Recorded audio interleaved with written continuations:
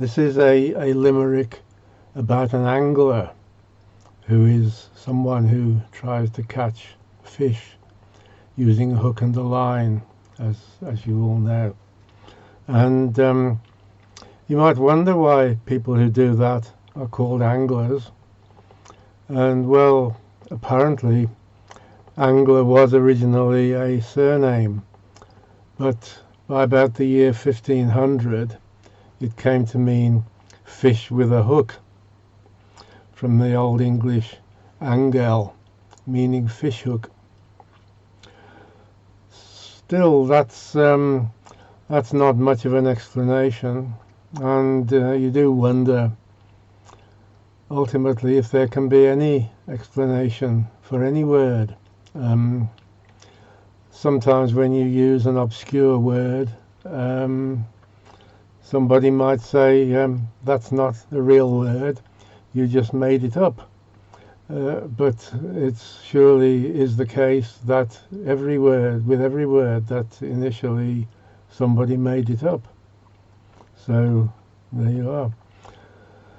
And when I used the expression fish with a hook back then, I was reminded of Humphrey Lyttelton, who once said that he had seen some upmarket sausages produced or endorsed by Anthony Worrell Thompson.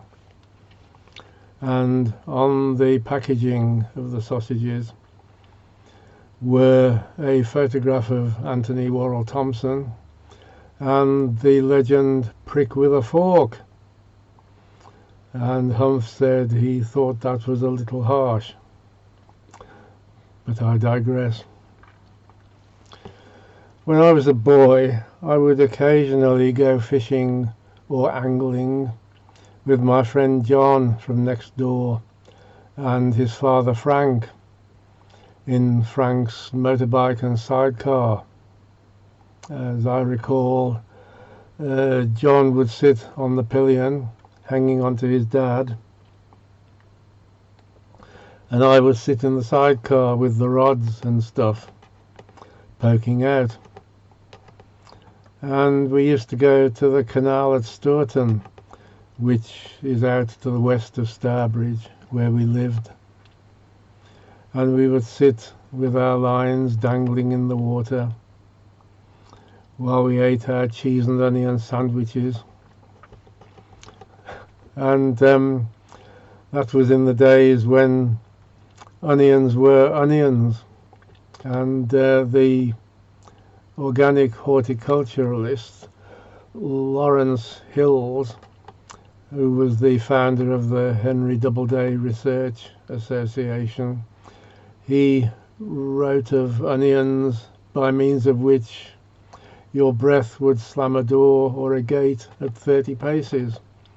And such were the onions that I remember John's mother providing. And perhaps that's why we rarely, if ever, caught any fish. Now, I spoke of Lawrence Hills, excuse me, and he was quite a prolific author on the subject of food plants and growing food, organic stuff. And I have one or two of his books, and one is called Grow Your Own Fruit and Vegetables, which I've had for over 40 years, surely. But I'm afraid I haven't yet got round to following its instruction in any serious way. And I don't know if I ever will, really, now. And also, his wife wrote too. She wrote books. That was Hilda Cherry Hills. And I have one of her books, which is called Living Dangerously. And it isn't that it encourages you to do that. Rather the opposite. It explains how you should live so you don't do that. And it explains how to avoid living dangerously by not smoking or not drinking much, not eating to excess or eating rubbish, not eating your fellow creatures to any great extent, not failing to take exercise, and so on. Very good book. And after I used to go fishing with John and his dad, John and Frank, and still in my young days when I was a lad, I would go fishing with my cousin Patrick. Now, I had a lot of cousins, as both my mum and my dad came from large families. And my cousin Patrick was on the maternal side, being the firstborn of one of my mum's sisters. And he was a year older than me, and we were always close, ever since we would share a pram. And near Hagley, where he lived, there was a string of pools through Stakenbridge and Churchill, which were fed from streams coming down off the Clent Hills. And there is where we would go, to one or other of these pools. And again, I don't think we ever caught a fish. Certainly I don't think I ever did.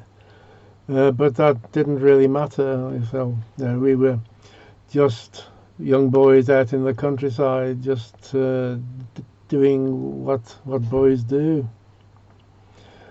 And I always expected that if I ever grew to be old, which I have done, then my cousin Patrick would be one of the men who were boys when I was a boy, who would sit and drink with me, as Hilaire Belloc has it. But I'm afraid that was not to be, because I've already outlived Patrick by over 20 years.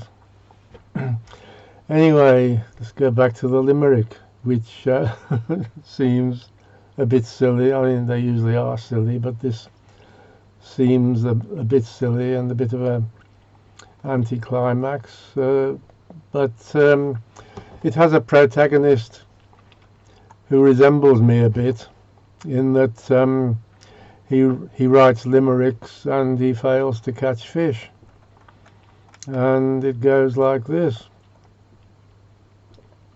An aptly named angler called Whiting was addicted to limerick writing, so he ceaselessly wrote, and observed not his float, so he missed any fish that were biting. There, I told you it was a bit silly, but that was it, and that's the end. So bye bye.